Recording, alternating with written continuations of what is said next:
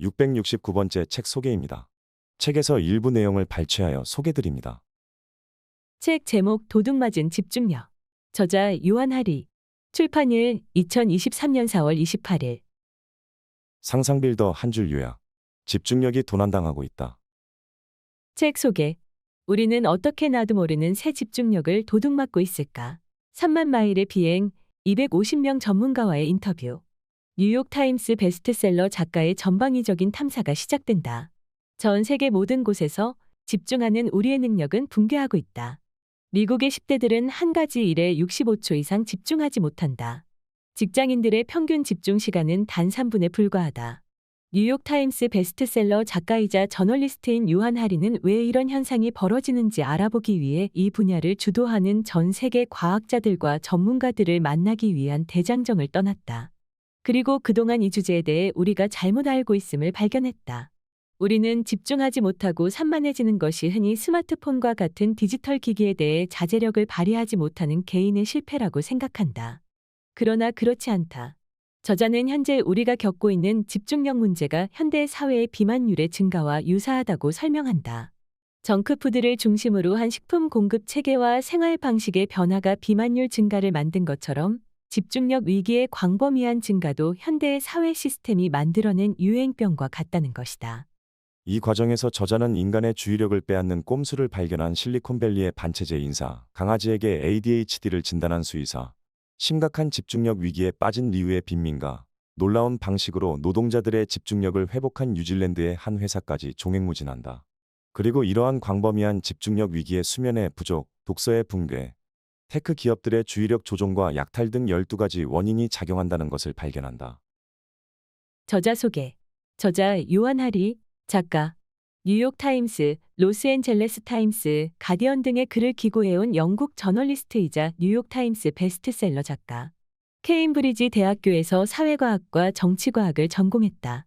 전작 Chasing the Scream 비명의 축격, 물어봐줘서 고마워요에서 전 세계를 공포에 몰아넣었던 중독과 우울, 불안의 원인이 개인이라는 기존의 논쟁을 전복시킴으로써 완전히 새로운 이야기를 들려준 저자는 도둑맞은 집중력에서 오늘날 또 하나의 가장 중대한 문제인 집중력 위기를 다룬다. 그는 전 세계 3만 마일을 이동하며 신경과학자, 사회과학자, 철학자, 심리학자의 인터뷰와 중대한 연구 사례 그리고 집중력 위기 한복판에 놓인 자신의 경험을 절묘히 결합해 집중력 문제 이해와 해결의 새로운 지평을 펼쳐 보인다. 이 책은 출간 즉시 뉴욕타임스, 아마존 베스트셀러 순위에 올랐으며 애덤 그랜트, 수전 케인, 오프라 윈프리, 힐러리 클린턴으로부터 찬사를 받았다. 책에서 얻은 내용. 프롤로그. 우리 집중력에 실제로 일어나고 있는 일. 나의 대자. 가츠는 9살 때 잠깐이었지만 기이할 만큼 강렬하게 엘비스 프레슬리에게 빠져들었다. 아이는 교도소로 제어하우스 락을 목청껏 부르며 엘비스 특유의 부드러운 저음의 목소리와 골반 흔들기를 따라했다. 이 스타일이 이제 웃음을 자아낸다는 것을 몰랐기에 자신이 쿨하다고 믿는 어린아이답게 마음이 아릴 만큼 진심을 담아 노래하고 춤을 췄다. 춤과 노래가 다시 시작되기 전에 짧은 휴식 시간에 아이는 엘비스에 대한 모든 것, 전부요. 전부 다을 알려달라고 졸랐고 나는 그 감명 깊고 슬프고 분한 이야기를 대강 읊어주었다. 내가 말했다. 엘비스는 미시시피의 가장 가난한 마을 중 한 곳에서 태어났어. 멀고도 먼 곳이지. 그는 쌍둥이 형과 함께 이 세상에 나왔지만 형은 몇 분 후 죽고 말았어. 어린 엘비스는 엄마에게 매일 밤 달을 향해 노래하면 세상을 떠난 형이 그 노래를 들을 수 있다는 말을 들었어. 그래서 노래를 하고 또 했지. 그는 마침 텔레비전이 유행하던 때에 사람들 앞에서 공연하기 시작했고 순식간에 역사상 그 누구보다 유명한 사람이 되었어. 엘비스가 가는 곳마다 사람들이 소리를 질렀고 그의 세계는 비명으로 가득 찬 방이 되었어. 엘비스는 자기가 만든 고치 속에 숨어 잃어버린 자유 대신 재산을 즐겼어. 그리고 엄마를 위해 거대한 저택을 한 채 사서 그레이스랜드라는 이름을 붙였어. 중독자로의 추락. 약에 취해 땀을 뻘뻘 흘리며 경직된 얼굴로 횡설수설하던 라스베이거스에서의 무대. 42세라는 나이에 이른 죽음 같은 이야기는 대충 걸러냈다. 앞으로 애덤이라 부를 나의 대자 신원이 밝혀지지 않도록 세부 정보를 살짝 바꿨다 가 이야기의 결말을 물어볼 때마다 나는 대답 대신 블루문을 함께 부르자고 했다. 당신은 내가 홀로 서 있는 모습을 보았죠. 아이는 가는 목소리로 노래했다. 마음속에 품은 꿈 없이, 나만의 사랑 없이. 어느 날 애덤이 간절한 눈빛으로 나를 쳐다보며 부탁했다. 삼촌, 저를 그레이스랜드에 데려가 주면 안 돼요? 나는 별 생각 없이 그러겠노라 했다. 약속해요? 진짜로 약속하는 거예요? 약속하겠다고 했다. 그리고 새까맣게 잊어버렸다. 모든 것이 틀어지기 전까지. 10년 후 애덤은 길을 잃었다. 15살에 학교를 중퇴했고 집에 있을 때는 말 그대로 깨어있는 내내 멍하니 전자기기 화면만 바라보았다. 핸드폰으로는 왓츠앱과 페이스북 메시지를 끝없이 확인했고 아이패드로는 유튜브와 포르노 영상을 보았다. 가끔 애덤에게서 비바 라스베이거스, 비바 라스베이거스를 즐거이 부르던 어린 소년의 흔적을 발견할 수 있었지만 꼭 그 사람이 더 작은 조각으로 산산이 부서진 느낌이었다. 애덤은 시선을 화면으로 획 돌리거나 난데없이 대화 주제를 바꾸지 않고서는 한 가지 주제로 몇 분 이상 대화를 나누지 못했다. 정지해 있거나 진지한 것은 절대 그에게 가닿을 수 없는 어딘가에서 스냅챗의 속도로 쌩 날아가고 있는 듯했다. 애덤은 총명하고 예의 바르고 친절했다. 그러나 그 무엇도 애덤의 머릿속에서 관심을 끌 수 없어 보였다. 애덤이 성장한 10년간 우리 다수에게도 어느 정도는 이러한 분열이 일어난 것 같았다. 21세기 초반에 살아있다는 감각은 곧 주의를 기울이는 능력 집중력이 부서지며 무너지고 있다는 감각과 같았다. 나도 마찬가지였다. 나는 책을 한가득 사놓고는 죄책감을 느끼며 곁눈질로 바라보곤 했다. 그리고 스스로에게 이렇게 말했다. 트윗 하나만 더 올리고. 독서량은 여전히 많았지만 해가 갈수록 하행 에스컬레이터를 뛰어오르는 기분이었다. 당시 나는 막 40이 되었고 동년배들이 한자리에 모일 때마다 우리는 집중력이 없어진 것을 개탄했다. 마치 한 친구가 어느 날 바다에서 사라져 다시는 볼 수 없게 된 것처럼. 다 함께 커다란 소파에 누워 각자 쉴 새 없이 울려대는 자기 화면을 바라보고 있던 어느 날 저녁, 나는 애덤을 보고 은은한 두려움을 느꼈다. 이렇게 살 수는 없다는 생각이 들었다. 애덤, 내가 부드럽게 말했다. 그레이스랜드에 가자. 뭐라고요? 애덤에게 우리의 오래전 약속을 떠올려 주었다. 애덤은 블루 문을 부르던 시절도 내가 한 약속도 기억하지 못했지만 이 무감각한 일상에서 벗어난다는 생각이 내면에 무언가의 불을 지폈음을 느낄 수 있었다. 애덤은 나를 올려다보며 진심이냐고 물었다. 진심이야. 내가 말했다. 하지만 조건이 하나 있어. 4,000마일을 날아갈 비용은 내가 댈 거야. 우리는 멤피스에 갈 거고 뉴올리언스에 갈 거야.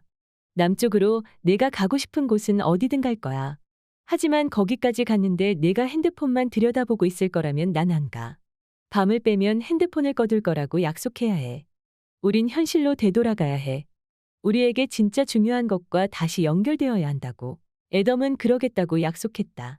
그리고 몇 주 뒤 우리는 런던 히스로 공항에서 이륙해 델타 블루스의 땅으로 날아가기 시작했다. 그레이스랜드의 입구에 도착하면 관광객을 안내하는 직원을 더 이상 찾아볼 수 없다. 관광객은 아이패드를 건네받는다. 작은 이어폰을 귀에 끼면 아이패드가 무엇을 해야 하는지 알려준다. 좌회전하세요. 우회전하세요. 직진하세요. 방에 들어가면 아이패드가 기억에서 잊힌 배우의 목소리로 지금 있는 방에 대해 알려주고 그 방의 사진이 화면에 뜬다. 그래서 우리는 아이패드를 쳐다보며 그레이스랜드를 각자 돌아다녔다. 캐나다인과 한국인을 비롯해 무표정한 얼굴로 화면을 내려다보며 주위는 전혀 둘러보지 않는 각국의 관광객이 우리를 둘러쌌다. 그 누구도 자기 화면이 아닌 무언가를 오래 쳐다보지 않았다. 걸어 다니며 그들을 지켜볼수록 점점 신경이 날카로워졌다. 이따금 누군가가 아이패드에서 시선을 돌리면 한 줄기 희망을 느꼈다. 그리고 그 사람과 눈을 맞추려고 노력했다. 어깨를 으쓱하며 주위를 둘러보는 사람은 우리밖에 없네요. 수천 마일을 날아와서 실제로 눈앞에 있는 것들을 보려고 하는 사람은 우리뿐이에요라고 말하려 했다. 그러나 그럴 때마다 그들이 그저 핸드폰을 꺼내 셀카를 찍으려고 아이패드를 내려놓은 것뿐임을 깨달았다. 정글놈 엘비스가 이 저택에서 가장 좋아한 공간에 들어가자 아이패드가 다시 뭐라고 짓거렸고 그때 내 옆에 서 있던 한 중년 남성이 아내에게 무어라 말하려고 몸을 돌렸다. 우리 앞에는 엘비스가 이 방을 자기만의 인공 정글로 만들려고 사놓은 거대한 가짜 화분들이 놓여 있었다. 그 가짜 식물들은 슬픈 듯 축 늘어진 채로 여전히 그곳에 남아 있었다. 여보, 이거 봐. 정말 신기해. 중년 남성이 아내 쪽을 향해 아이패드를 흔들더니 화면 위에서 손가락을 움직이기 시작했다. 화면을 왼쪽으로 넘기면 정글룸의 왼편을 볼 수 있어. 화면을 오른쪽으로 넘기면 오른편을 볼 수 있고 그의 아내가 가만히 바라보며 미소 짓고는 자기 아이패드에 화면을 넘기기 시작했다. 나는 두 사람을 쳐다보았다. 그들은 화면을 앞뒤로 넘기며 다양한 각도로 정글룸을 들여다봤다. 나는 그들 쪽으로 몸을 기울이고 말했다. 하지만 선생님, 화면을 넘기는 더 오래된 방법도 있어요. 고개를 돌리는 겁니다. 왜냐하면 우리가 이곳에 있잖아요. 정글룸에 있다고요. 화면으로 방을 볼 필요가 없어요. 딴 걸 통해서 볼 필요가 없다니까요.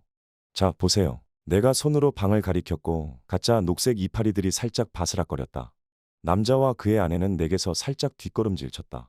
보세요. 나는 의도한 것보다 더 큰 목소리로 말했다. 안 보이세요? 우리가 여기 있다고요. 실제로 여기에 있어요. 화면을 볼 필요가 없어요. 우리가 정글룸에 있다고요. 두 사람이 서둘러 방에서 나가다가 저 미친놈은 누구야라는 얼굴로 힐끗 뒤돌아보며 고개를 젓자 내 심장이 빠르게 뛰는 것이 느껴졌다. 나는 웃음을 터뜨리며 이 어이없는 상황에 대해 말하려고 나의 분노를 가라앉히려고 애덤을 쳐다보았다. 그러나 애덤은 구석에서 재킷 아래로 핸드폰을 쥔 채 스냅챗을 넘겨보고 있었다. 이 여행의 단계마다 애덤은 자기가 한 약속을 어겼다. 2주 전 비행기가 처음 뉴올리언스 땅에 착륙하고 모두가 아직 좌석에 앉아있을 때 애덤은 바로 핸드폰을 꺼냈다. 핸드폰 안 쓰기로 약속했잖아. 내가 말했다. 전화를 안 걸겠다는 말이었죠. 스냅챗하고 문자는 당연히 쓸 수 있는 거 아니에요? 애덤은 당혹스럽다는 듯 진심을 담아 말했다. 마치 내가 10일간 숨을 참으라고 요구한 것처럼. 나는 애덤이 정글룸에서 조용히 핸드폰을 넘기고 있는 모습을 바라보았다. 다른 인간과 수마일 떨어진 아이오와의 텅 빈 옥수수밭에 서 있는 것처럼 혼자인 기분이 들었다. 나는 애덤에게 성큼성큼 걸어가 그의 손에서 핸드폰을 잡아챘다. 이렇게 살 순 없어. 내가 말했다. 넌 현재에 머무는 법을 몰라. 내 삶을 놓치고 있다고. 넌 내가 뭘 놓칠까봐 무서운 거야. 그래서 내내 핸드폰 화면을 확인하고 있는 거야. 그런데 바로 그게 반드시 뭔가를 놓치는 방법이야. 너는 단 하나뿐인 내 삶을 놓치고 있어. 바로 내 눈앞에 있는 것, 어렸을 때부터 간절히 보고 싶어 했던 것을 못 보고 있잖아. 여기 있는 사람들도 다 마찬가지야. 사람들 좀 봐. 나는 큰 소리로 외치고 있었지만 주변 사람들은 자기 아이패드에 푹 빠져 내 목소리를 듣지도 못했다. 애덤은 자기 핸드폰을 다시 낚아채고는 내가 이상하게 군다고 말하고 타당한 면이 없지 않았다 쿵쿵거리며 방을 나갔다. 그리고 엘비스의 묘지를 지나 멤피스의 아침 속으로 걸어 들어갔다. 나는 바로 옆에 박물관에 전시된 엘비스의 롤스로이스 사이를 몇 시간이나 무기력하게 걸어 다녔고 밤이 되고서야 우리가 머물던 길 건너의 하트브레이크 호텔에서 애덤을 다시 만났다. 애덤은 거대한 기타 모양의 수영장 옆에 앉아 있었다. 24시간 내내 엘비스의 노래가 흘러나오는 현장에서 애덤은 슬퍼 보였다. 애덤 옆에 앉으면서 모든 격렬한 분노가 그렇듯 애덤을 향한 분노, 여행 내내 튀어나온 분노가 사실은 나 자신을 향한 분노임을 깨달았다. 애덤이 집중하지 못하고 끊임없이 다른 데 정신을 팔고 그레이스랜드에 있던 사람들이 일부러 찾아온 공간을 바라보지 못한 것 전부는 내 안에서도 일어난 일이었다. 그들이 분열되고 있듯 나 역시 분열되고 있었다.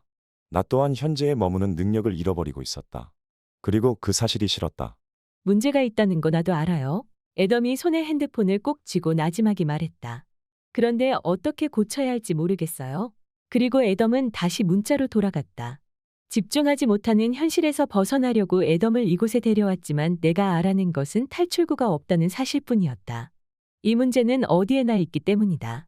이 책의 자료 조사를 위해 전 세계를 돌아다녔어도 휴식처는 거의 없었다. 잠시 조사를 멈추고 세계에서 가장 느긋하고 고요한 것으로 유명한 장소들을 찾아갔을 때조차 이 문제는 나를 기다리고 있었다. 어느 날 오후 나는 아이슬란드에 있는 블루라군에 앉아 있었다. 블루라군은 눈이 내릴 때조차 따뜻한 목욕물의 온도로 보글보글 끓어오르는 거대하고 한없이 잔잔한 호수다. 떨어지는 눈송이가 증기 속으로 조용히 녹아 사라지는 모습을 지켜보는데 내가 셀카봉을 휘두르는 사람들에게 둘러싸여 있음을 깨달았다. 사람들은 핸드폰을 방수 케이스에 넣은 채 미친 듯이 포즈를 취하고 인터넷에 사진을 올리고 있었다. 몇 명은 인스타그램에서 실시간 방송 중이었다. 우리 시대의 모토가 나는 살고자 했으나 산만해졌다여야 하는 것은 아닌지 의문이 들었다. 한몸 좋은 독일인이 내 생각을 방해했다. 인플루언서처럼 보이는 그는 자기 핸드폰의 카메라를 향해 소리쳤다. 여기 블루라군에서 저는 인생 최고의 시간을 보내고 있습니다. 한 번은 파리에서 모나리자를 보러 갔다. 이제 모나리자는 전 세계에서 온 사람들이 럭비 경기처럼 몸싸움을 벌이는 뒤편에 영원히 가려져 있는데 모두가 앞쪽으로 거칠게 밀고 들어가자마자 모나리자에게 등을 돌리고 셀카를 찍은 다음 다시 힘겹게 빠져나온다. 그날 나는 옆쪽에서 1시간 넘게 사람들을 바라보았다. 그 누구도 단 한 사람도 몇 초 이상 모나리자를 바라보지 않았다. 모나리자의 미소는 더 이상 수수께끼처럼 보이지 않는다. 모나리자는 마치 16세기 이탈리아의 자기 자리에서 우리를 바라보며 이렇게 묻고 있는 듯하다. 왜 옛날처럼 나를 그저 바라보지 않는 거죠? 이러한 현실은 내가 수년 전부터 느낀 더 광범위한 느낌, 관광객의 나쁜 습관을 훨씬 뛰어넘는 그 느낌과도 맞아떨어지는 듯 보였다. 마치 우리 문명이 간지러운 가루를 뒤집어 써서 우리가 정신을 실룩거리고 긁적이느라 중요한 일들에 주의를 기울이지 못하는 것 같았다. 독서처럼 긴 집중력을 요구하는 활동은 수년간 계속해서 줄어들고 있다. 애덤과의 여행이 끝난 후 나는 의지력에 관한 세계 최고 과학 전문가인 오스트레일리아 퀸즐랜드 대학의 로이 바우마이스터 교수의 연구 작업을 읽었고 직접 그를 인터뷰하러 갔다. 그는 30년 넘게 의지력과 자제력을 연구했으며 사회과학 분야에서 가장 유명한 실험들을 이끌었다. 66세가 된 이 교수의 맞은편에 앉아 우리가 집중력을 잃은 듯 보이는 이유와 집중력을 되찾을 방법에 관한 책을 쓸 생각이라고 설명했다. 그리고 기대하는 눈빛으로 그를 바라보았다. 교수는 내가 이 주제를 자신과 이야기하려 하는 것이 희한하다고 말했다. 그리고 내 주의력도 전보다 약해진 것 같습니다. 라고 말했다. 원래 그는 몇 시간이나 한 자리에 앉아 글을 읽고 쓸 수 있었지만 이제는 정신이 널뛰는 것 같았다. 그는 최근에 기분이 나빠지기 시작하면 핸드폰으로 게임을 하고 그러면 확실히 즐거워진다는 사실을 깨달았다고 설명했다. 나는 그가 자신이 이론방대한 과학적 성취를 외면하고 캔디 크러쉬사가 게임을 하는 모습을 상상했다. 그가 말했다. 집중력이 예전만 못합니다. 그리고 덧붙였다. 그냥 굴복하는 겁니다. 그리고 기분이 나빠지죠. 로이 바우마이스터는 말 그대로 의지력이라는 제목의 책을 쓴 저자이며 현존하는 그 어떤 인물보다 이 주제를 더 깊이 연구했다. 나는 생각했다. 그조차 집중력을 잃고 있다면 그렇지 않은 사람이 누가 있겠는가? 집중력 문제와 비만율 증가의 공통점. 오랫동안 나는 이러한 위기가 그저 오해라는 말로 스스로를 안심시켰다. 이전 세대 역시 자기 집중력이 나빠지고 있다고 생각했다. 거의 1000년 전에 중세 수도사들이 집중이 잘 안 돼 괴롭다고 불평한 글을 찾아볼 수 있다. 인간은 나이 들면서 집중력이 약해질 수 있지만 그건 이 세상이나 다음 세대의 문제지 자신의 노화 문제가 아니라고 확신한다. 만약 과학자들이 오래전부터 단순한 실험을 해왔다면 아마 그것이 정확한 사실을 알 가장 좋은 방법이었을 것이다. 무작위로 사람들을 뽑아 주의력 검사를 하고 같은 검사를 수십 년간 계속하면서 변화가 있는지 확인하는 것이다. 그러나 아무도 그런 실험을 하지 않았다. 장기간에 걸쳐 축적된 정보는 존재하지 않는다. 그러나 이와 관련해 타당한 결론에 도달할 수 있는 다른 방법이 있다. 이 책의 자료를 조사하면서 사람들이 집중력을 빼앗기는 것에 과학적으로 증명된 다양한 요인이 있음을 알게 되었다. 그리고 이러한 요인들이 지난 수십 년간 쭉 때로는 극적으로 강해졌다는 유력한 증거가 있다. 이와 달리 우리의 주의력을 강화했을지 모를 추세는 단 하나만 발견할 수 있었다. 이로써 나는 이것이 실질적이고도 긴급한 위기라고 믿게 되었다. 이러한 추세가 우리를 어디로 데려가는지에 관한 증거가 극명하다는 사실 또한 알게 되었다. 예를 들어 한 소규모 연구는 평범한 미국인 대학생이 무언가에 얼마나 자주 주의를 기울이는지를 조사하기로 했다. 일 과학자들은 학생들의 컴퓨터에 추적 소프트웨어를 설치하고 그들이 평범한 하루에 무엇을 하는지 관찰했다. 그리고 학생들이 평균 65초마다 하는 일을 전환한다는 사실을 발견했다. 이들이 어느 하나에 집중하는 시간의 중간값은 겨우 19초였다. 당신이 성인이고 이 연구 결과에 우월감을 느낀다면 잠시 참아보라. 캘리포니아 어바인 대학의 정보과학 교수이자 나와 인터뷰를 한 글로리아 마크가 진행한 또 다른 연구는 사무실에서 일하는 성인이 평균적으로 한 가지 일을 얼마나 오래 붙들고 있는지 관찰했다. 그 결과는 3분이었다. 그래서 나는 집중력을 되찾을 방법을 찾기 위해 3만 마일을 이동했다. 덴마크에서는 집단으로서 우리의 집중력이 실제로 빠르게 떨어지고 있음을 자기 팀과 함께 최초로 증명한 과학자를 인터뷰했다. 그리고 그 이유를 찾아낸 전 세계의 과학자들을 만났다. 최종적으로 마이애미와 모스크바, 몬트리올, 멜버른 등지에 있는 250명 이상의 전문가를 인터뷰했다. 집중력이 특히 파괴적으로 박살난 리우데자네이루의 빈민가에서 집중력을 근본적으로 되찾을 방법을 발견한 뉴질랜드 작은 마을의 외딴 사무실에 이르기까지 해답을 찾으려는 노력은 나를 무척이나 다양한 장소로 이끌었다. 나는 우리가 집중력에 실제 일어나고 있는 일을 깊이 오해해왔다고 믿게 되었다. 오래전부터 나는 집중이 안 될 때마다 화를 내며 스스로를 탓했다. 그리고 이렇게 말하곤 했다. 넌 게을러. 자제력이 없어. 정신 바짝 차려야 해. 그게 아니면 핸드폰을 탓하거나 핸드폰에 경로하거나 핸드폰이 아예 발명되지 않았으면 좋았을 거라고 생각했다. 내가 아는 사람 대다수도 똑같이 반응한다. 그러나 사실은 개인의 실패나 하나의 새로운 발명품보다 훨씬 심오한 무언가가 일어나고 있음을 알게 되었다. 내가 처음 이 사실에 관심 갖기 시작한 것은 세계 최고의 아동주의력 문제 전문가 중 한 명인 조엘 닉조오 교수를 인터뷰하기 위해 오리건 포틀랜드를 찾았을 때였다. 그는 집중력 문제의 증가를 비만율의 증가에 비유하는 방식이 이해에 도움이 될 수 있다고 말했다. 비만은 50년 전에는 매우 드물었지만 오늘날에는 서구 세계의 유행병이 되었다. 우리가 갑자기 탐욕스러워지거나 방종해져서가 아니다. 조엘이 말했다. 비만은 의학적 유행병이 아닙니다. 사회적 유행병이죠. 예를 들면 사람들이 먹는 음식의 질이 나쁘기 때문에 사람들이 뚱뚱해지고 있는 거예요. 우리의 생활 방식이 극적으로 변화했고 식량 공급망이 바뀌었고 걷거나 자전거를 타기 힘든 도시를 건설했다. 이러한 환경 변화가 신체의 변화를 낳았다. 조엘은 집중력에도 이와 비슷한 변화가 일어나고 있을지 모른다고 말했다. 그는 수십 년간 이 주제를 연구한 뒤 현재 우리가 집중력 문제를 유발하는 문화를 만들고 있지는 않은지 물어야 한다고 믿게 되었다. 이러한 환경에서는 집중력을 깊이 오래 유지하는 일이 모두에게 극도로 힘들어지며 집중력을 유지하기 위해 물살을 거슬러 헤엄쳐야 한다. 그는 집중력을 저하하는 여러 요인에 대한 과학적 증거가 있으며 어떤 사람들은 신체의 원인이 있지만 다음 질문의 답을 알아낼 필요도 있다고 말했다. 사회가 사람들을 종종 이 지경으로 몰고 가는 것은 사회에서 제대로 기능하지 않는 구체적 요소가 유행병을 일으키고 있기 때문은 아닐까요? 나중에 그에게 물었다.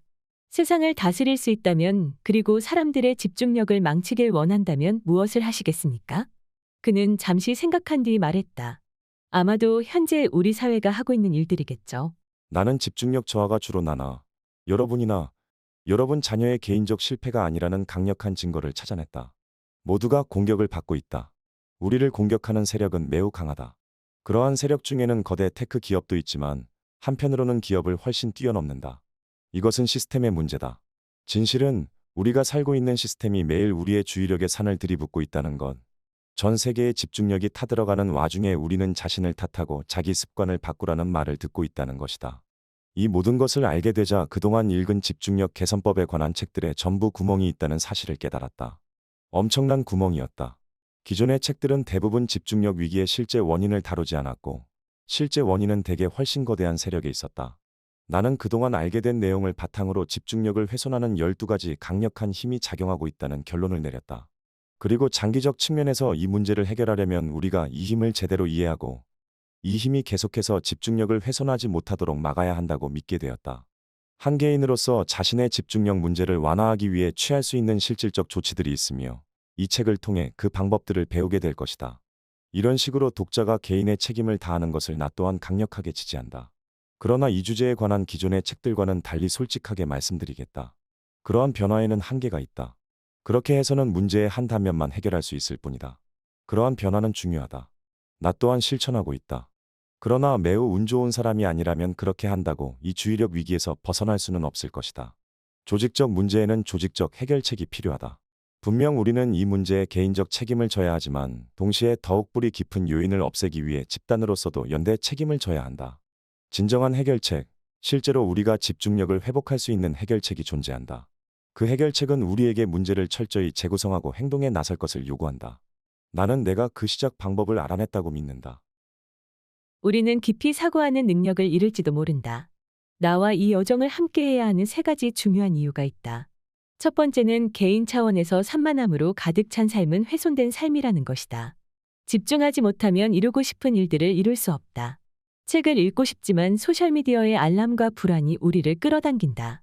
방해받지 않고 아이와 함께 몇 시간을 보내고 싶지만 상사가 메시지를 보냈는지 보려고 초조하게 계속 이메일을 확인한다. 회사를 차리고 싶지만 질투와 초조함을 일으킬 뿐인 페이스북의 게시물들 사이로 삶이 흩어져 버린다. 자기 잘못이 아닌 이유로 잠시 멈추고 생각할 수 있는 고요함, 차분하고 명료한 공간을 충분히 얻을 수 없는 듯 보인다. 오리건 대학의 마이클 퍼즈널 교수가 실시한 한 연구는 무언가에 집중하고 있다가 방해를 받을 경우 전과 같은 집중 상태로 돌아오는데 평균 23분이 걸린다는 사실을 발견했다. 미국의 사무직 노동자들에 대한 또 다른 연구는 노동자 대다수가 평소에 방해받지 않고 일하는 시간이 단 1시간도 안 된다는 사실을 알아냈다. 이러한 상황이 몇 달에서 몇 년간 이어지면 내가 누구이고 무엇을 원하는지를 파악하는 능력이 망가진다. 우리는 자기 자신의 삶에서 길을 잃게 된다.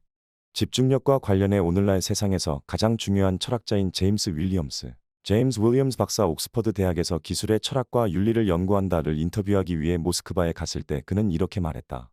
어떤 영역에서든 인생의 어떤 맥락에서든 중요한 일을 하고 싶다면 적절한 대상에 주의를 기울일 수 있어야 합니다. 그렇게 할 수 없다면 무언가를 해내기란 몹시 어려워요. 그는 현재 우리가 처한 상황을 이해하고 싶다면 다른 이미지를 떠올리는 것이 도움이 된다고 말했다. 자동차를 운전하고 있는데 누군가가 커다란 양동이에 가득 담긴 진흙을 앞 유리창에 끼얹었다고 상상해보자. 그 순간 사이드미러를 부수거나 방향을 놓치거나 목적지에 늦게 도착하는 등의 여러 문제를 겪을 것이다. 그러나 그 모든 문제를 걱정하기 전에 가장 먼저 해야 할 일은 앞 유리창을 깨끗하게 닦는 것이다. 그러기 전까지는 자신이 어디 있는지조차 알 수 없다. 우리는 장기적인 목표를 성취하려고 노력하기 전에 먼저 우리의 집중력 문제를 해결해야 한다. 이 주제를 숙고해야 할 두 번째 이유는 집중력의 분열이 개인에게만 문제를 일으키는 게 아니라는 것이다. 집중력 문제는 사회 전체의 위기를 불러오고 있다. 하나의 생물종으로서 우리는 기후위기 같은 전례 없는 걸림돌과 장애물에 직면해 있으며 이전 세대와 달리 이 같은 심각한 문제에 제대로 대처하지 못하고 있다. 왜일까? 집중력이 떨어지면 문제 해결 능력도 저하된다는 것이 그 이유 중 하나라고 생각한다. 커다란 문제를 해결하려면 많은 사람이 장기간에 걸쳐 집중력을 발휘해야 한다. 민주주의는 진짜 문제를 파악해 공상과 구분하고 해결책을 떠올리고 문제를 해결하지 못하는 지도자들에게 책임을 물을 수 있을 만큼 긴 시간 문제에 집중할 수 있는 시민의 능력을 요구한다. 그러한 능력을 잃어버린다면 온전히 기능하는 사회를 만들 능력을 잃게 된다. 집중력의 위기가 1930년대 이후 가장 심각한 민주주의의 위기와 동시에 발생했다는 사실은 우연이 아니라고 생각한다. 집중하지 못하는 사람은 단순한 권위주의적 해결책에 쉽게 이끌리고 그러한 해결책이 실패했다는 사실을 명확히 파악하지 못할 가능성이 높다. 트위터와 스냅챗을 오가느라 주의력을 박탈당한 시민으로 가득한 세상은 위기가 연달아 발생해도 그중 무엇 하나 제대로 처리하지 못할 것이다. 집중력에 대해 깊이 생각해봐야 할 세 번째 이유는 내게 있어 가장 희망적이다. 무슨 일이 벌어지고 있는지 이해하면 그것을 바꾸기 시작할 수 있다. 내 생각에 20세기 가장 훌륭한 작가인 제임스 볼드윈, 제임스 버드와는 이렇게 말했다. 우리가 직면한 모든 문제를 바꿀 수는 없지만 문제에 직면하기 전까지는 아무것도 바꿀 수 없다. 이 위기는 인간이 만든 것이며 우리의 힘으로 다시 없앨 수 있다. 시작에 앞서 이 책에서 제시할 정보를 모은 방법과 그 정보를 선택한 이유를 설명하고자 한다. 책의 자료를 조사하면서 방대한 양의 과학 연구를 읽은 다음 가장 중요한 증거를 수집했다고 판단되는 과학자들을 인터뷰했다. 여러 다양한 과학자들이 집중력을 연구했다. 그중 한 집단은 신경과학자들로 책에서도 이들의 이야기를 듣게 될 것이다. 그러나 집중력이 변하는 이유를 가장 많이 연구한 사람들은 생활 방식의 변화가 우리에게 어떤 영향을 미치는지를 개인 및 집단의 차원에서 분석하는 사회과 학자들이다. 나는 케임브리지 대학에서 사회과학과 정치과학을 공부하며 사회과학자들이 발표한 연구를 해석하는 방법과 이들이 제시한 증거를 평가하는 방법, 바라건대 이와 관련해 면밀한 질문을 던지는 방법을 철저히 훈련받았다. 이 과학자들은 무슨 일이 벌어지고 있는지와 그 이유에 관해 종종 서로 다른 의견을 낸다. 그건 사회과학이 허술해서가 아니라 인간이 극도로 복잡한 생물이기 때문이며 무엇이 집중력에 영향을 미치는지처럼 복잡한 문제를 판단하기란 무척 어려운 일이다. 이러한 사실은 분명 집필 과정에 큰 어려움이었다. 완벽한 증거를 기다리면 영원히 기다리기만 하게 될 것이다.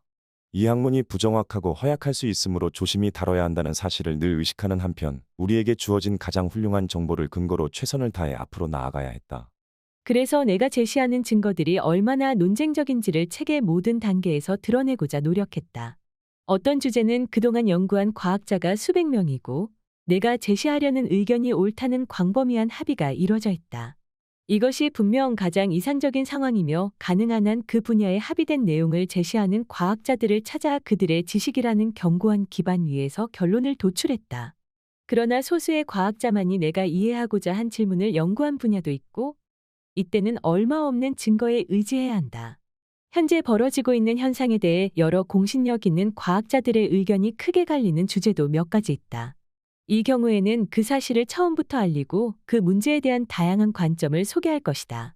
모든 단계에서 찾을 수 있는 가장 유력한 증거에 기반의 결론을 내리려 노력했다. 그리고 그 과정에서 늘 겸손한 자세를 유지하려고 노력했다. 나는 이 문제들의 전문가가 아니다. 나는 전문가들을 찾아가 최선을 다해 그들의 지식을 확인하고 설명하는 기자다. 관련 논쟁에 대해 더 자세한 정보를 알고 싶다면 이 책 웹사이트에 올려둔 400개 이상의 주석에서 책에서 이용한 250개 이상의 과학 연구를 논하며 증거를 훨씬 깊이 탐구하고 있다. 또한 내가 알게 된 내용을 더욱 잘 설명하고자 나의 경험을 풀어놓기도 했다. 내 개인적 일화는 분명 과학적 증거가 아니다. 이 일화들은 더 단순한 것, 바로 내가 이 질문들의 답을 그토록 간절히 알고자 했던 이유를 말해준다. 나는 애덤과의 멤피스 여행에서 돌아온 뒤 스스로에게 질려버렸다. 소설의 처음 몇 페이지를 3시간 동안 읽으며 마치 약에 취한 것처럼 매번 산만한 생각 속에서 길을 잃었다. 계속 이럴 수는 없다고 생각했다.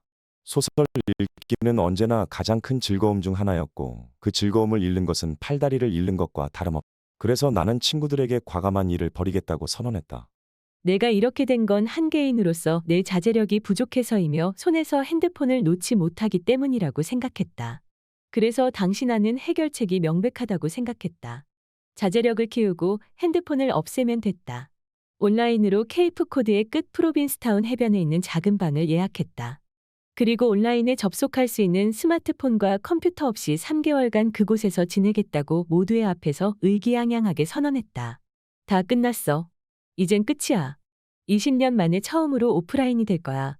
친구들에게 와이어라는 단어의 이중적 의미를 설명했다. 이 단어는 미친 듯이 흥분한 정신 상태를 뜻하기도 하고 온라인 접속을 뜻하기도 한다. 이 쌍둥이 정의는 내게 연결된 것처럼 보였다. 나는 와이어드한 상태에 질렸다. 머리를 깨끗이 비워야 했다. 그래서 그렇게 했다. 하던 일을 그만두었다. 앞으로 3개월간 연락이 되지 않을 거라는 내용의 자동응답 메시지를 설정했다. 그리고 20년간 나를 뒤흔든 부산한 소음을 버리고 떠났다. 그 어떤 환상 없이 이 극단적인 디지털 디톡스를 하려고 했었다. 하지만 인터넷을 차단하는 방법이 장기적 해결책이 될 수 없음을 알았다. 아미시 공동체에 들어가 영원히 기술을 버릴 생각은 없었다. 그것보다 대다수 사람에게 이러한 노력이 단기적 해결책조차 될 수 없다는 것을 알았다. 나는 노동계급 출신이다. 나를 키워준 할머니는 화장실을 청소했고 내 아버지는 운전기사였다.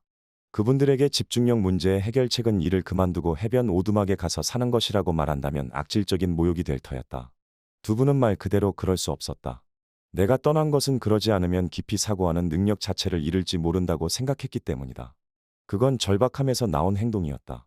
또한 내가 떠난 것은 한동안 모든 불필요한 것을 없애버린다면 우리 모두가 보다 지속적으로 이룰 수 있는 변화를 언뜻 목격할 수 있을지 모른다고 생각했기 때문이다.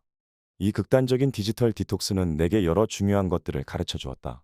앞으로 살펴보겠지만 그 중에는 디지털 디톡스의 한계도 있었다. 이 여정은 프로빈스타운으로 떠난 5월의 어느 아침에 시작되었다.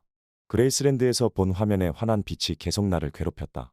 문제는 쉽게 산만해지는 내 천성과 전자기기에 있다고 생각했고 아주 오랫동안 기기들을 내버릴 자유, 참이었다. 멀티태스킹의 함정. 나 자신에게 질문 하나를 던지기 시작했다. 정말로 삶이 가속화되었다면, 우리가 그 무엇에도 점점 집중하지 못할 만큼 정보에 압도되고 있다면 반발이 왜 이렇게 적었을까?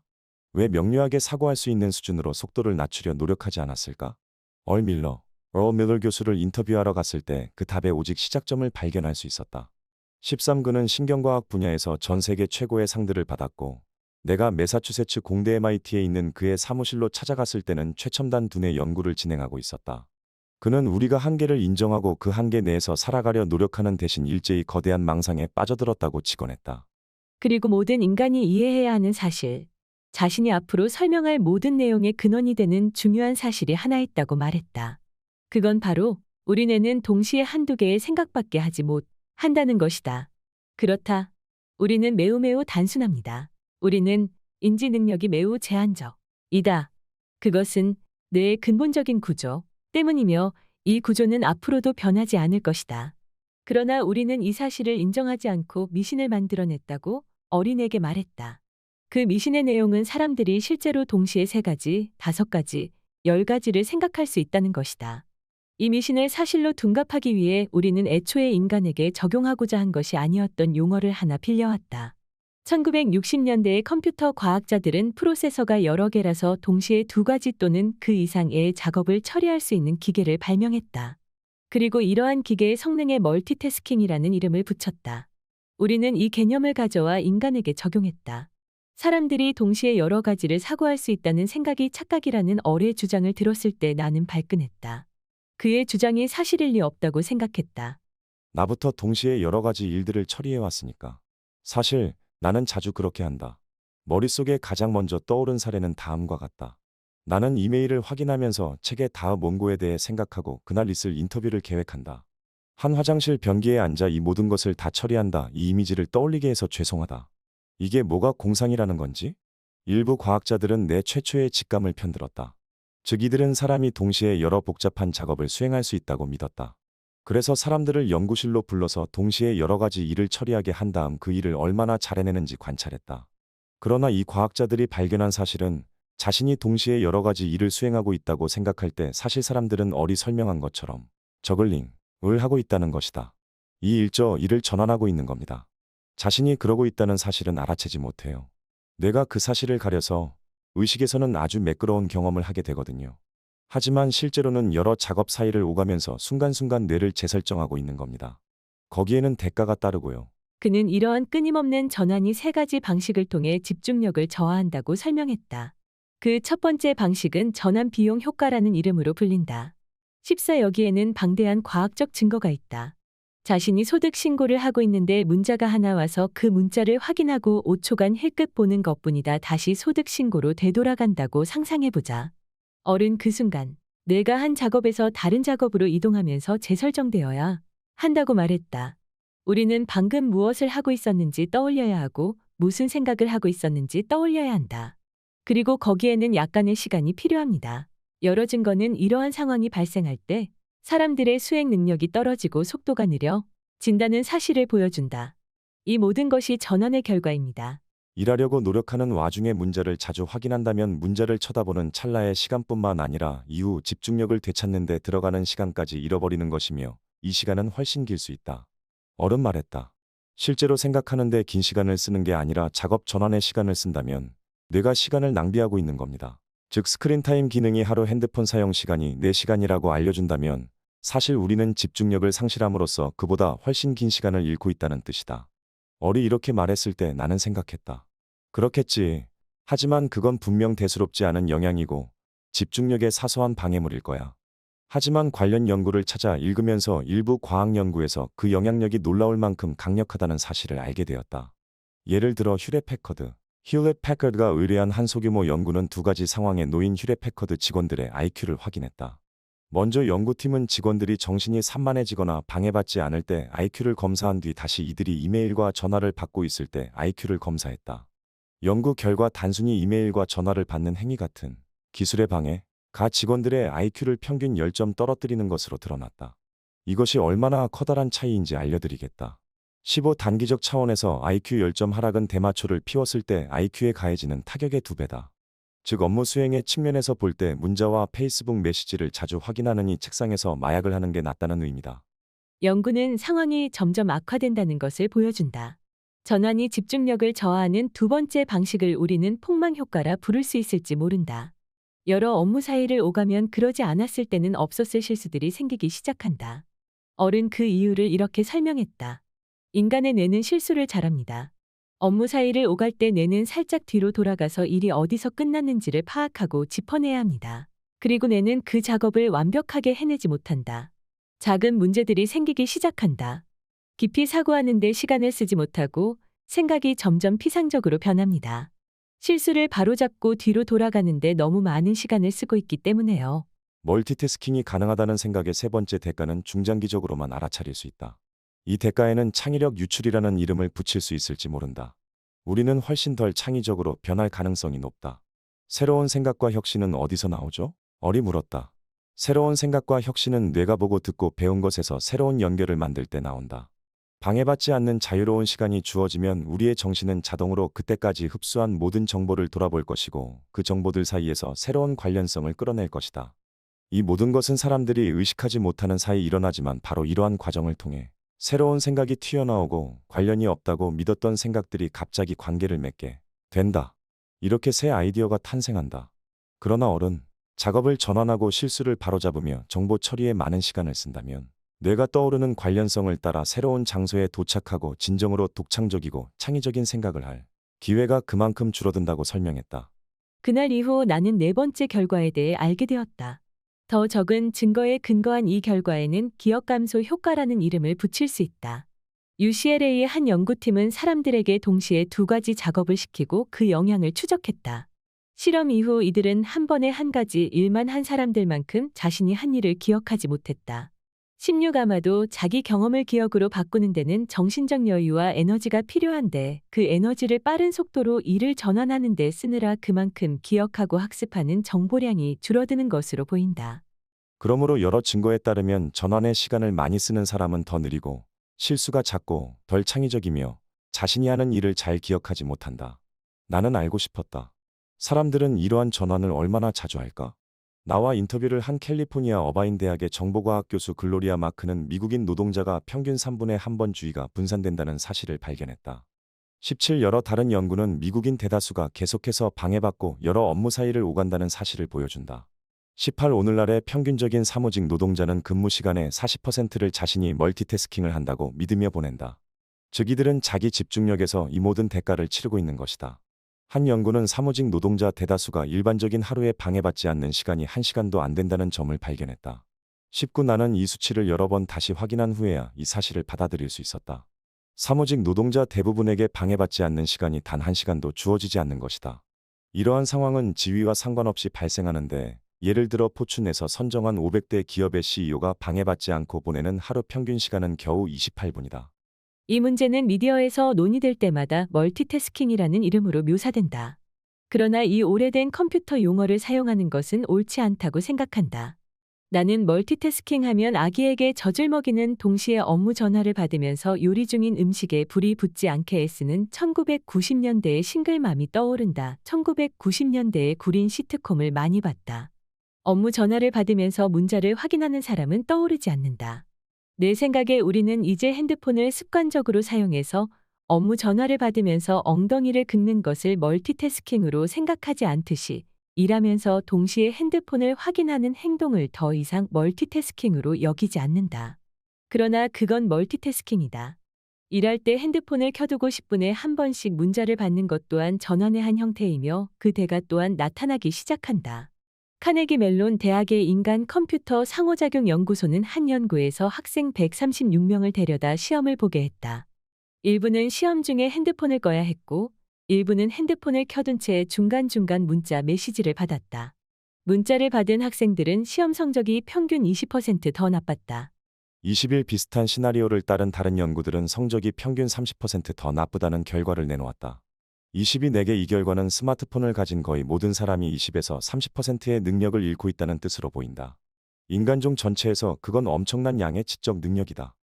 이것이 얼마나 큰 손해를 끼치는지 알고 싶다면 전 세계에서 가장 빠른 속도로 증가하는 사망 원인 중 하나가 무엇인지 보면 된다고 말했다. 그 원인은 바로 부주의 운전이다. 유타 대학의 인지 신경과학자인 데이비드 스트레이어 박사는 상세 연구를 통해 실험 참가자들에게 운전 시뮬레이터를 작동하게 하고 이들이 핸드폰 문자 수신 같은 방해를 받을 때 얼마나 안전하게 운전하는지를 관찰했다. 그 결과 참가자들의 운전 능력이 손상되는 정도는 술을 마셨을 때와 매우 유사한 것으로 드러났다. 23 이 결과를 깊이 곱씹어 볼 필요가 있다. 지속적인 주의 산만은 취할 때까지 술을 마시는 것만큼이나 길 위에서의 집중력에 나쁜 영향을 미친다. 사방에 존재하는 방해 요소는 그냥 거슬리기만 하는 것이 아니라 우리의 목숨을 앗아간다.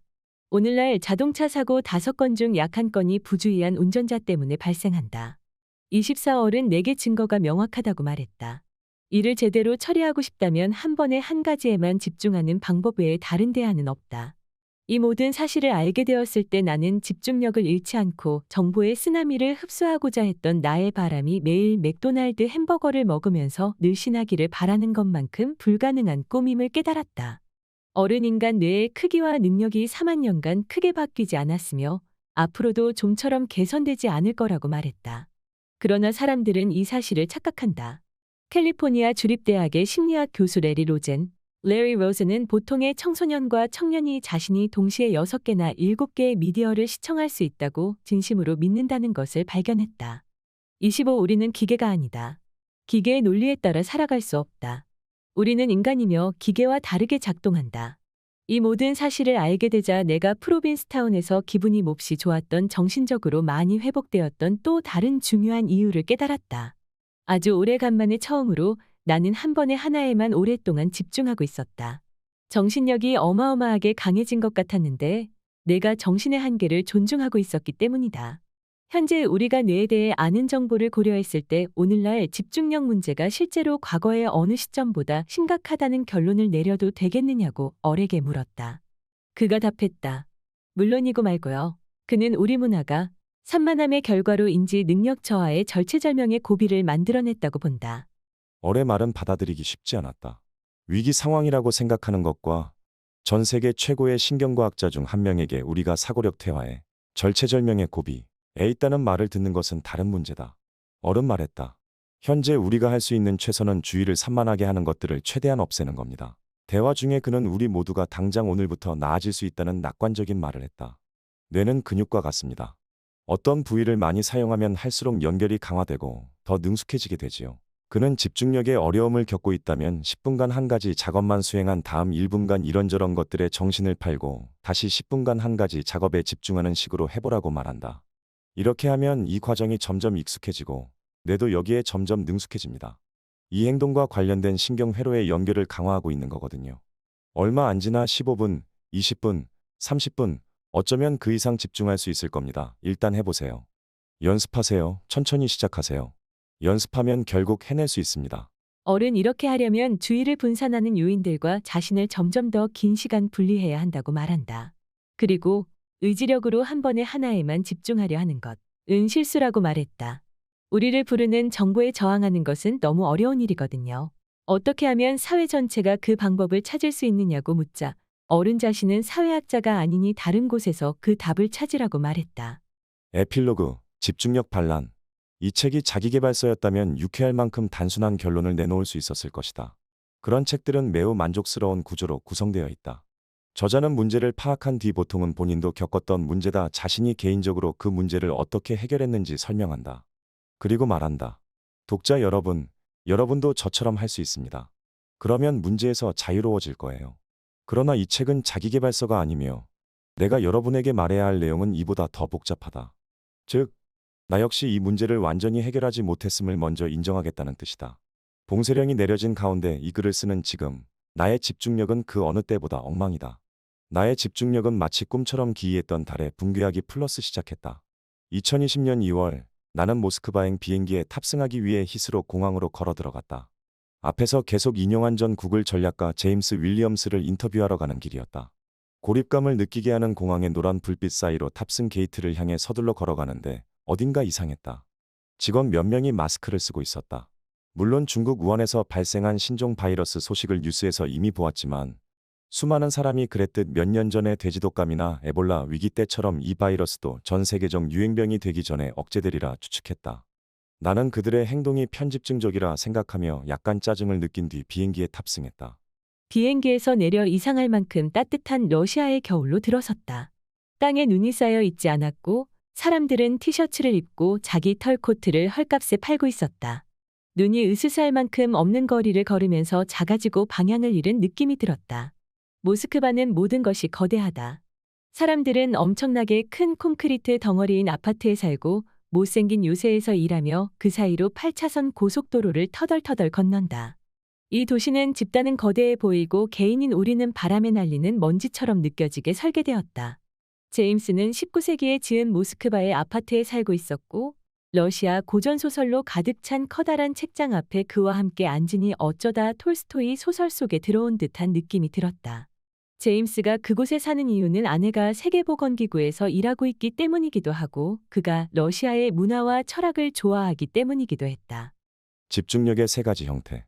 제임스는 몇 년간 집중력을 연구한 뒤 집중력에는 세 가지 형태가 있으며 오늘날 우리가 그 세 가지를 전부 빼앗기게 되었다고 말했다. 함께 그것들을 살펴보면서 그때까지 알게 된 내용 중 많은 부분이 명료하게 이해되었다. 그는 집중력의 첫 번째 층이 스포트라이트라고 말했다. 스포트라이트는 지금 부엌으로 가서 커피를 내릴 거야. 같은 즉각적인 행동에 집중하는 것을 의미한다. 안경을 찾고 싶은가? 냉장고 안을 보고 싶은가?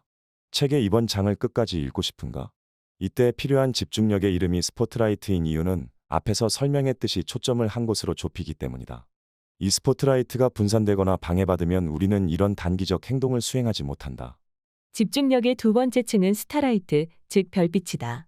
스타라이트는 장기적인 목표, 그러니까 시간이 드는 프로젝트에 적용할 수 있는 집중력이다. 우리는 책을 집필하고 싶다. 사업을 차리고 싶다. 좋은 부모가 되고 싶다. 이 집중력의 이름이 스타라이트인 이유는 길을 잃은 것 같을 때 별을 올려다보면 자신이 향하던 방향을 다시 찾을 수 있기 때문이다. 제임스는 이 스타라이트를 놓치면 장기적 목표를 잃게 된다고 말했다. 우리는 자신이 어디로 향하고 있었는지 잊기 시작한다. 집중력의 세 번째 층은 데이라이트, 즉 햇빛이다. 데이라이트는 애초에 자신의 장기적 목표가 무엇인지 파악하게 해주는 집중 형태다. 자신이 책을 쓰고 싶다는 것을 어떻게 아는가? 사업을 시작하고 싶다는 것을 어떻게 아는가? 좋은 부모가 된다는 것의 의미를 어떻게 아는가? 심사숙고하며 명료하게 생각할 수 없다면 이런 질문에 답을 알아낼 수 없다. 제임스가 이러한 집중력의 데이라이트라는 이름을 붙인 이유는 눈앞의 광경이 햇빛으로 가득할 때에만 주변 상황을 명료하게 바라볼 수 있기 때문이다.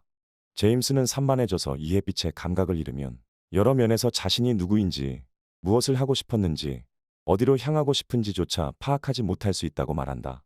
그는 데이라이트의 상실이 가장 심각한 형태의 산만함이며 심지어 우리가 분열되기 시작할 수도 있다고 믿는다. 그때가 되면 우리는 더 이상 자신을 이해할 수 없는데 자신이 누구인지에 대한 이야기를 만들어낼 정신적 공간이 없기 때문이다.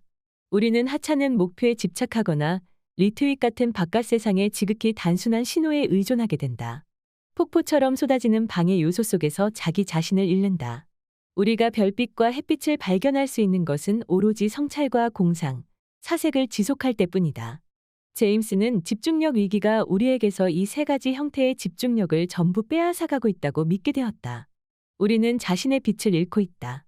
제임스는 다른 비유도 들었다. 이따금 해커들은 특정한 방식으로 웹사이트를 공격한다.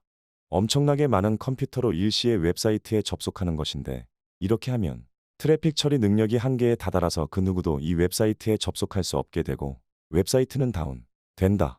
고장 나는 것이다. 이를 서비스 거부 공격, denial of service attack 이라고 한다.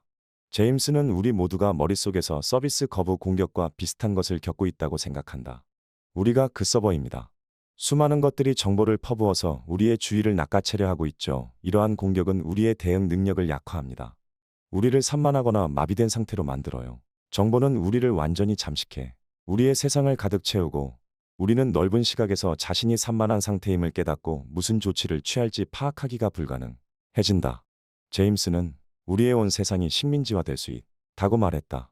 우리는 완전히 고갈되어 공격에 맞설 공간을 확보하지 못한다.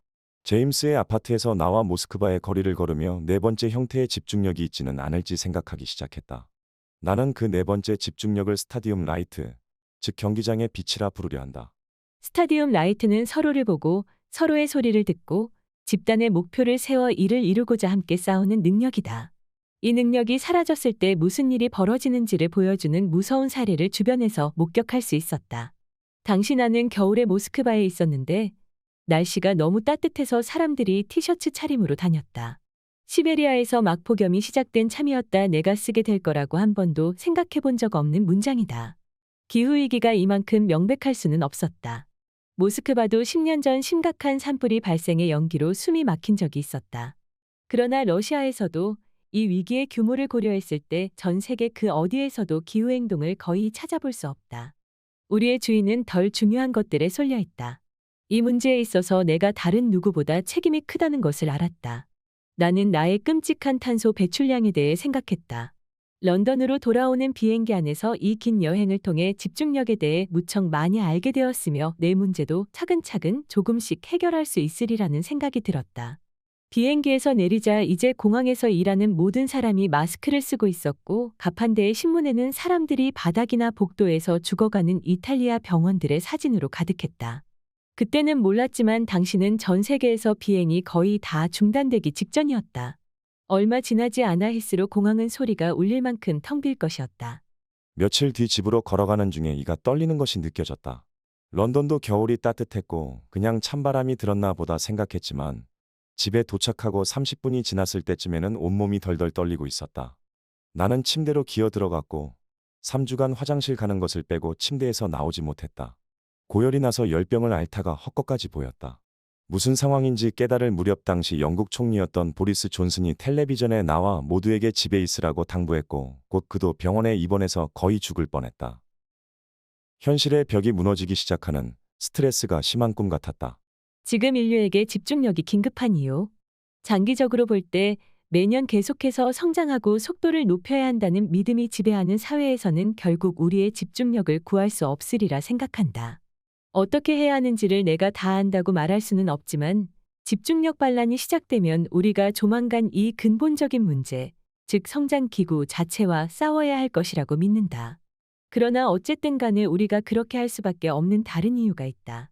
이 성장 기구는 인간을 우리 정신의 한계 너머로 밀어내고 있을 뿐만 아니라 지구를 생태적 한계 너머로 밀어내고 있기 때문이다.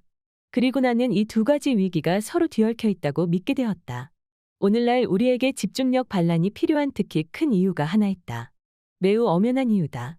인류에게 바로 지금만큼 집중력 우리 인간종의 초능력이 필요한 때는 없었다.